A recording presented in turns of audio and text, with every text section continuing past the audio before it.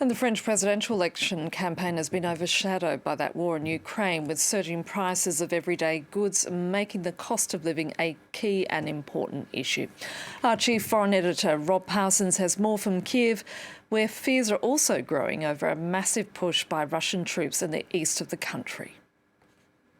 A word, first of all, about the French elections and how they're perceived here.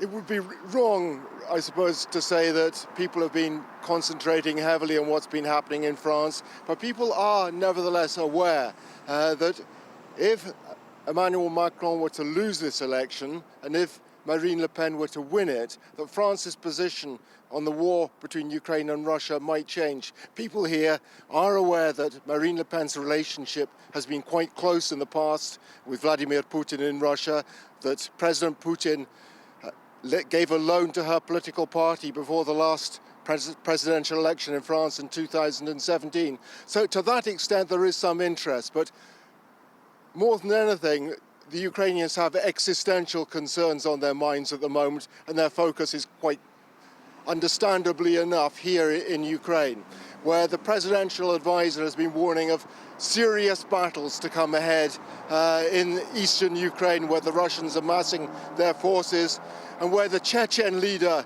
has promised that the Russians are not going to stop with Mariupol, they're not going to stop with Donbass. If they win there, they're going to go on and try to take other Ukrainian cities as well, including Kyiv. And meantime, the human cost of this war, the civilian cost, is continuing to rise. The Ukrainians say that in the Kyiv region alone, over 1,200 civilians have been killed. The Office for Human Rights of the United Nations says nationwide the number is almost touching 2,000 now. And that's without those who have died in cities like Mariupol, where it's estimated over 5,000 have died. But morale here, it has to be said, remains strong.